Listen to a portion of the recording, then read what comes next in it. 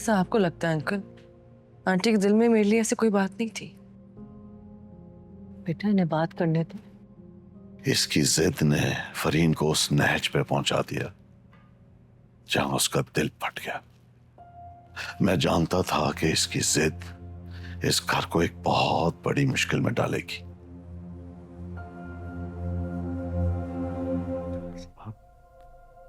Let's go. इन बातों का वक्त अभी नहीं। नहीं चाहते पापा के साथ साथ ये बाकी सारे सवाल भी मिट्टी में डाल नहीं डालूंगा मैं मिट्टी। आप तो बहुत श्योर थे ना, हाँ, कि mama is on the right treatment, और उनकी बीमारी को हमसे ऐसे छुपा के रखा जैसे उनका कोई गुनाह है। तो पता है फिर कैसे चली गई वो? हाँ, तुम्हें क्या लगता है ये गम, ये दुख, ये रंज, ये सदमा सिर्फ और सिर्फ तुम्हारा? Can you even fathom for a moment? तुम्हारी मां नहीं, मेरी बीवी भी गई है। तुम तो 4 दिन रो धो के मूव ऑन कर जाओगे, पर मैं अकेला रह जाऊंगा।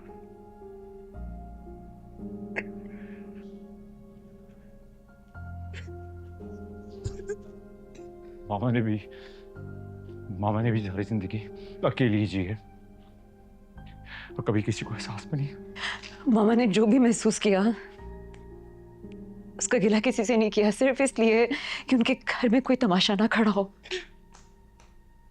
आप तीनों से मेरी एक ही रिक्वेस्ट है कि प्लीज उनकी मौत का तमाशा मत खड़ा करें, कुछ पर्दा रख लें उनका दुनिया में। ना ठीक कह रही है, बाहर सब हमारा इंतजार कर रहे हैं। सानिया, कम से कम आज के दिन तो तुम अपना कोई मशवरा दे दो। प्लीज, आज भी आप ऐसे ही बात करेंगे?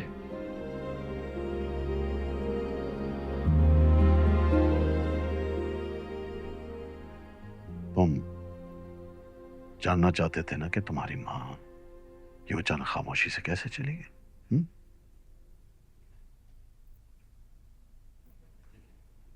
इससे पूछो।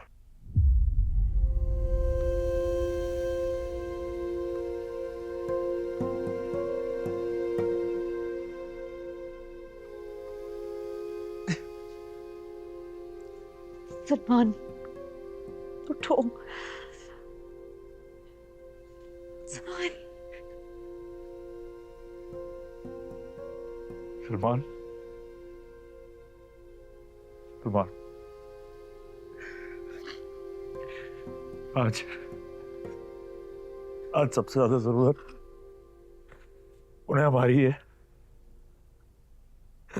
मेरी और तुम्हारी। लिसन लिसन, वो हमारा इंतजार कर रही है भाई। चलो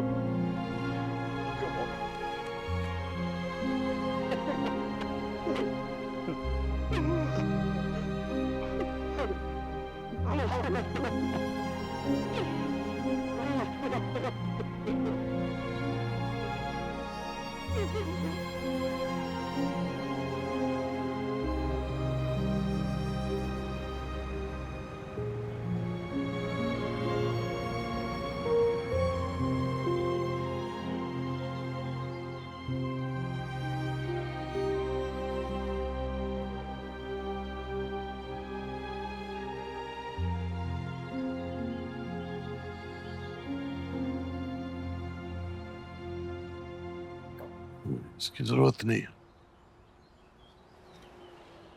आपका दुख बहुत बड़ा है शाहनवाज साहब। आपको तसल्ली देने के लिए अल्फाज हमारे कम पड़ गए, मगर जिंदगी चलती रहती। अब भाभी के जाने के बाद इस घर को आपकी ज्यादा जरूरत है। बहुत हिम्मत दिखाई है उन्होंने, अपनी बहुओं को बेटियों की तरह ट्रीट किया। बेटा, कोई भी माँ अपने बच्चों को रोता हुआ नहीं देखना चाहती। और तुम्हें लेके तो खास तौर पे बहुत परेशान होती थी। उनके लिए दुआ करो सलमान बेटा।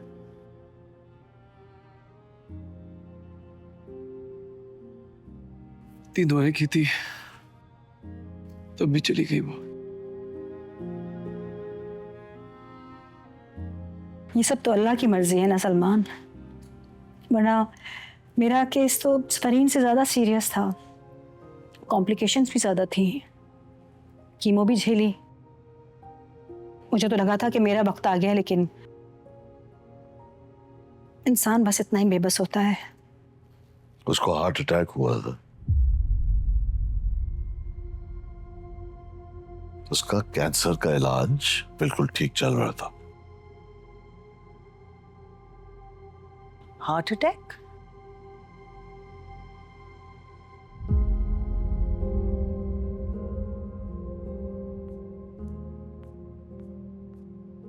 मैं चलता हूँ।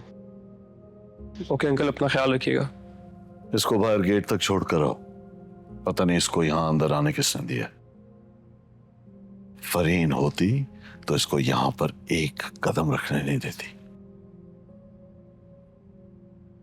मामा जानती थी कि मैंने वकास को दिल से माफ कर दिया और इस बात पर बहुत खुश थी।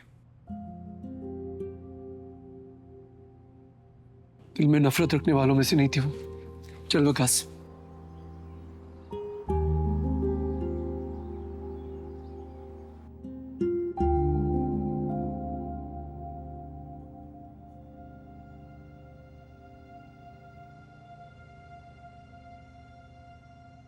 आप लोगों के आने का शुक्रिया, लेकिन जाते जाते अपनी बेटी को समझाते जाइएगा।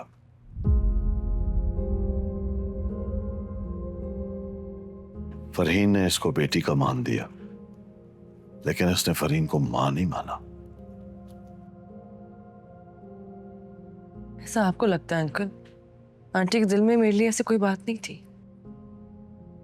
बेटा इन्हें बात करने दो। इसकी जिद ने फरहीन को उस नहज पे पहुंचा दिया जहां उसका दिल फट गया। मैं जानता था कि इसकी जिद इस घर को एक बहुत बड़ी मुश्किल में डालेगी।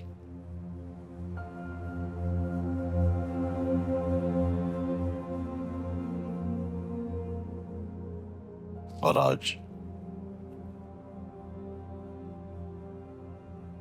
आज आपके सामने है।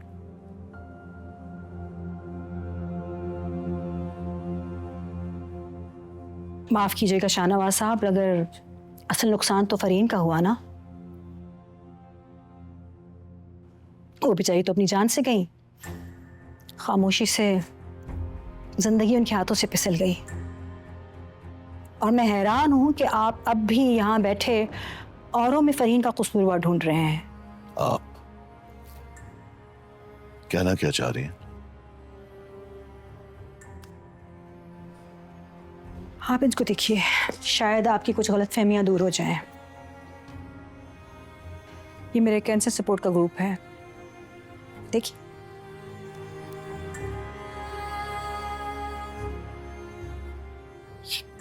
आप सईदा को भी नहीं रोकेंगे?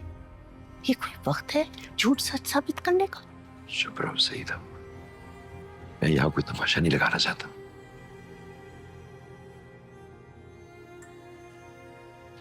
आपका फोन।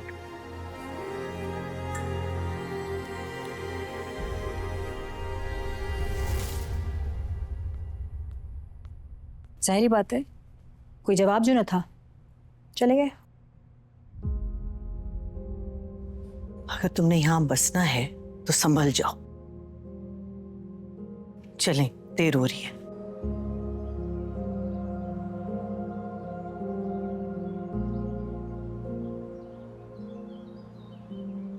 मेरी बात सुनो, अपना बहुत ज़्यादा ख्याल रखना और बस एक बात याद रखना कि ज़िंदगी चाहे हम अपनी मर्जी से जिएं या फिर घुट घुट के मर मर के, एक दिन आखिर हम सब ने मर ही जाना है। लेकिन हम ज़िंदगी कैसे जीते हैं, इस इंतखाब का फैसला हमने खुद करना होता है। मेरी बात समझी? तो ख्याल रखना। खुदा हाफिज़।